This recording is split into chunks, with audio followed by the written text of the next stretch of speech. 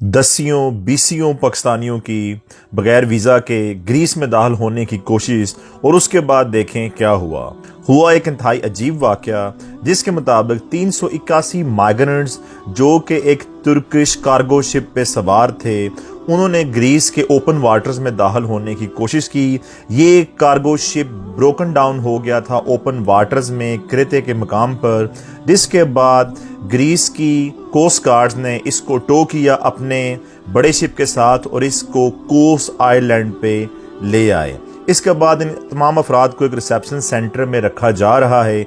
Greek के migration minister नोर्थिस मितारकिस उन्होंने कहा कि इन अफराद में से जो कि टोटल 381 बनते हैं, 192 अफराद का ताल्लुक पाकिस्तान से है, जिसके बाद 112 अफगानिस्तान से और 56 बांग्लादेश से हैं। और इन अफराद को अब पाकिस्तान और बांग्लादेश को वापस करने की कोशिश की जा रही है। तो उन्होंने ओपन टीवी पे ये भी कहा कि वो पाकिस्तानी एम्बेसडर के साथ एक डील करने की कोशिश कर रहे हैं, जिसके मुताबिक वो इन अफराद को और इसके अलावा ऐसे और कई अफराद को वापस करना चाहते हैं। इंटरनेशनल प्रोटेक्शन एक्ट जिन पे लागू नहीं होता और ये लोग ग्रीस में असाइलम अप्लाई नहीं कर सकते। इसके अलावा मंडे को ट्वीट भी किया गया ग्रीक के इसी मिनिस्टर की जानिब से, जिसमें उन्होंने कहा कि वो एक ऐसे एग्रीमेंट बनाने के लिए कोशां हैं पाकिस्तानी और बांग्लादेशी सफ़ीर के साथ मिल के, जिसके बाद इन अफराद को पाकिस्तान और बांग्लादेश को वापस किया जाएगा। इसके अलावा इन्होंने इसी बात की शिकायत EU कमीशन से भी कर दी है कि तुर्की इस मामले में ग्रीस के साथ तावन नहीं कर रहा, चूँकि जिस शिप पे ये लोग सवार थे उसका नाम था मुराद 729 और उस पर तुर्किश फ्लैग भी था।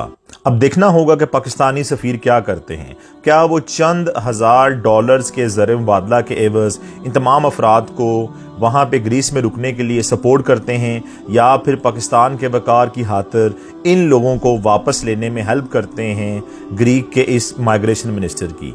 आप लोगों के लिए इस तमाम स्टोरी में एक बहुत बड़ा सबक भी नहा है, वो ये है कि अगर आप लोग कभी भी इलीगली किसी भी कंट्री में दाखिल होने की कोशिश करेंगे तो ये कोई आसान काम नहीं है।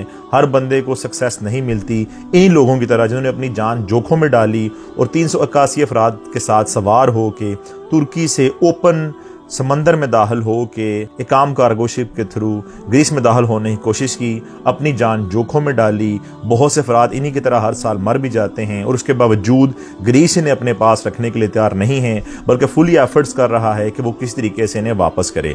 अब पुराने दौर ख़त्म हो चुके।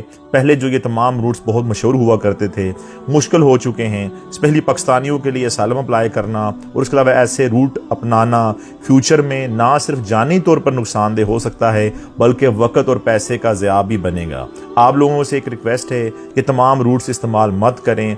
कोशिश करें किसी लीगल तरीके से बाहर के ममालिक में जाने की। अगर आप लोग रिक्वायरमेंट्स पूरी नहीं कर सकते तो रिक्वायरमेंट्स पूरी करने की कोशिश करें। ऐसे आप लोग ना सिर्फ अपनी जान जोखों में डालते हैं बल्कि अपने मुल्क की इज्जत भी दांव पे लगाते हैं। अपना बहुत सा याद रखें, सेफ रहें, लीगल रास्ते अपनाएं, लीगल इमिग्रेशन का रास्ता अपनाएं। अगले वक्त तक के लिए अल्लाह हाफ़िज़ नासिर।